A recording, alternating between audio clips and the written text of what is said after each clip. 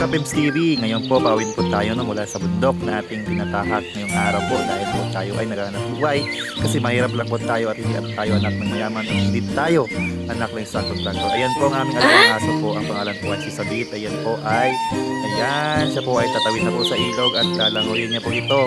Ayan po Sabit namin po, ang galing-galing po niyang lumangoy guys. Ayan, tingnan niyo po mga Kapims TV no.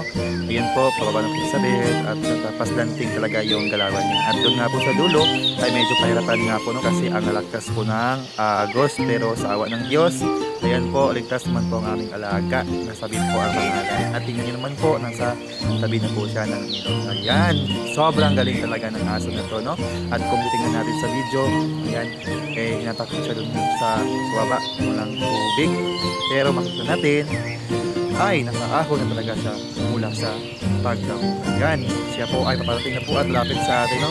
Mula sa pagtawid sa ilog. Ayan po si Sabit guys, tingnan niyo po tumatakbo po siya papalapit sa atin. So kung may magtatanong sa akin kung bakit hindi ko siya kinarga, actually po may dala po ako isang sako ng kahoy at hindi ko po siya talaga mabubuhat. Mabigat po yung kahoy ng isang sako po panggatong namin sa bahay. Hanggang dito na lang, hanggang sa muli.